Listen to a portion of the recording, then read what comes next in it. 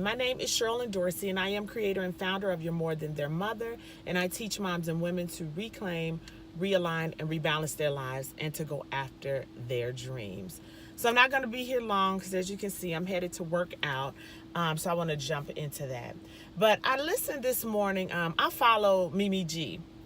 You all may know her. She is definitely a social media influencer in style and fashion. She's really extending her brand into business. It sounds like really, or it looks like to me, kind of on the leg of business coaching side.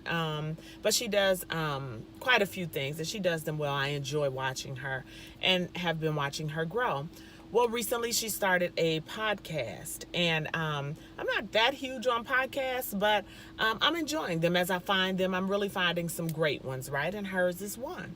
So I listened to it today. I'm not even sure when it came out, to be honest, but all I know is it's episode 10, and it's entitled Gratitude and something else. I forget, but it's episode 10 if you want to go back and look at it.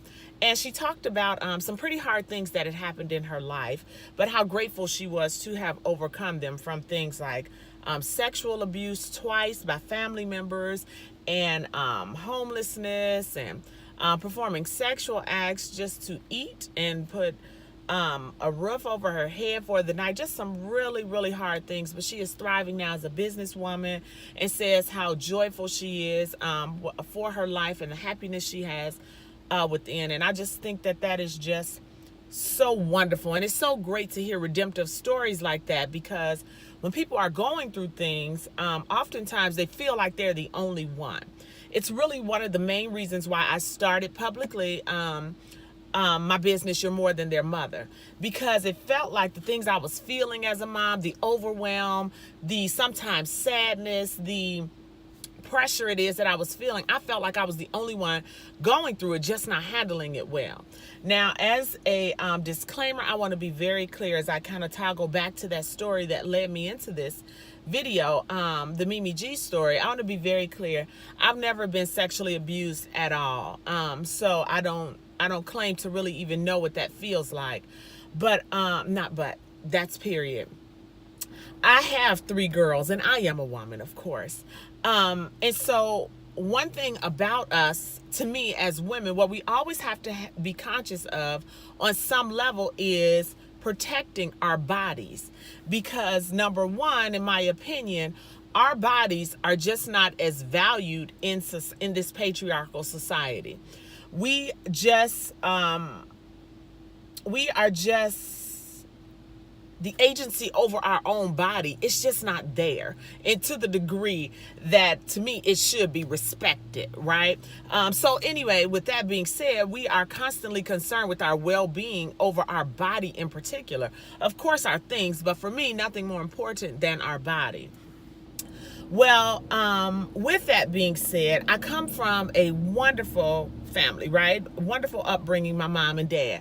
I was absolutely a daddy's girl growing up, right? My daddy was a superhero to me. He could just do all things, in my opinion. I was so fortunate. I feel like this is what helped me into my life, make the decision that I made to marry my husband, who in fact to me is a superhero. He can just do all things. He is the man of my dreams, all of that good stuff. That being said, I feel like they can protect me from a lot of things, but here's the reality. I navigate and go through this world a lot on my own, meaning they're not with me all the time. So I have to figure out ways that I can stay protected, right? For times when they are not with me, to be the superhero, right? And even as my superhero, if I put out the bat signal, if you will, to say, oh my goodness, I need some help, they still got to get there. So I have to know what to do, or have to be able to maintain myself until they get to me. That being said, add that basic level of safety on top of the fact of being a woman. So that level of vulnerability that you have, because I don't care how strong you are, greater chances are that the guy is stronger than you and that they can restrain you.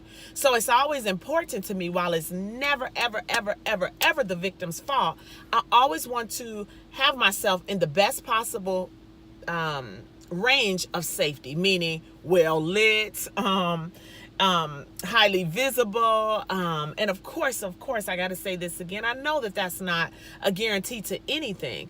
I just want to increase the probability of my safety, because usually predators and people who are up to wrongdoings, they don't want to be seen. They want it to be done quickly, silently, and with as less hassle, trouble, chaos as possible. Alrighty, all of that being said, when listening to Mimi G's podcast, it reminded me of how grateful, number one, I am for my life, and to have those people in my life to make me feel additionally or even more secure, right? So when Mimi G said in her podcast that she was assaulted twice by family members, and you can hear this, so this isn't breaking news, twice by two different family members. Once it went on for 6 years with this uncle that she had, literally raped. And then with her step grandfather after that, from everything I understood. And to tell her family, and they did nothing. You all, I could literally just weep. I am just so profoundly saddened when I hear that, because number one, the first thing I always do is you put yourself in those shoes. Well, my brain can't wrap around it because of the foundation I had and have, right? I know to this day that if I whistle, my daddy gonna pop up through the sewer cap, bust through a wall. He gonna leap over tall buildings. My husband gonna bust through the ground. My brother, and to know that I have that level of protection and security, it's redeeming for me, right? It's redeeming. And so it gives me confidence in areas that I may be not so confident in because I didn't have that. And it helps me to be able to do things and take risk because I know that I'm supported and I'm loved, and it's been demonstrated all throughout my life. So I can't imagine the opposite of that. That being said, it made me think about some things. I run and work out, right? So I know I say it all the time, but if you've been following me for a while, I lost a lot of weight, right? Like 100 pounds, all naturally. Just me pulling back from the table, exercising, making better health decisions. Very grateful for that, right? I enjoy running and working out outside as much as possible. Well, one thing I always do when I'm always talking to my husband, because usually he's at work in the morning when I get ready to go, I'm a stay-at-home mom for the most part. When I say that, meaning I have my own company. So I work that. So maybe I'm a work-at-home mom, whatever you want to call it, whatever. But I don't punch a clock, right? So I have the luxury of being able to go whenever I choose. Well, when I get ready to go, I'm a woman, like we talked about, right?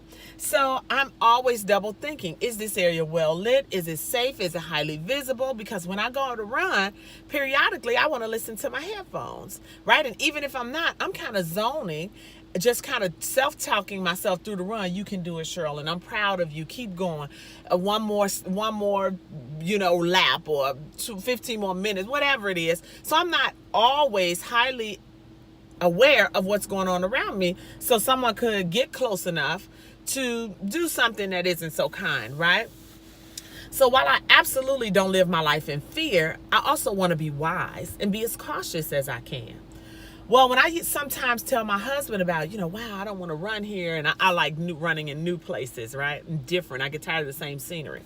I'll say to my husband, wow, I'm on the phone with him and say, I'm over here by this park. It's big, it's beautiful, but it seems so ominous. I don't really want to go. I don't see people. It dips off the trail, off away from traffic. It's a forest on the other side of it. No, I don't want to do it. Well, sometimes my husband will tell me, sweetheart, you good, it's nothing going, you're okay, you're protected. And please, you let me know, and blah, blah, blah, and I'll be there. But you need to stop doing that. You're okay, don't be afraid and don't be fearful. Well, I found myself telling him, you better leave me alone. And I say that to him with such force because I tell him, you'll never know what it's like to be a woman. You'll never know what it's like to be the most vulnerable, right, among the two species that are out here, or human species that are out here right now, to know that you are at compromise if for any reason that you become in a space that is vulnerable, that is not highly visible, well lit, right, frequented, because your voice is not likely to be heard. They can more than likely restrain you. You don't have to worry about, you don't think about those things because you know you are the stronger species of the two, right? So I know that I'm not. So I think differently than that. So all that's being said, bringing this all to a close, and I kind of want to go into this end message that I want to take away from it. All of that being said, as much as I love my husband, right, and my dad and all of that kind of stuff, and hearing Mimi G's story, how much gratitude filled my heart for my solid foundation and for having that in my life, I just want us women to trust our intuition, to make sure that when you feel something, that, man, this isn't right, this isn't, what it should be, I don't feel like I should be doing this or in this space, trust it, and don't do it. It doesn't matter what other people think. It doesn't matter what other people say. And you keep speaking up until somebody hears you. Because we should never be in a situation where nothing is done about it. We should never be in a situation where nothing is done about it. And for you to tell and for no one to respond or nothing to be done about it, that's hard. That's hard to think about. So I can't imagine going through it. But I just want us to take these lessons that other people have gone through and for us to be wiser than we were before we heard it. So, and it speaks nothing to what she went through. She didn't put herself in a compromising situation. She shouldn't have done anything. I'm not shoulding all over anyone. I'm just trying to say, what can I do to, number one, be wiser and reinforce or to even improve what it is that I'm doing and implementing for myself and for my girls? And how do I share that with other people? And I'm so grateful as I spoke with my girls about this morning and reminded them that you speak up, you trust what it is you're saying. I'm always here for you. I'm going to listen.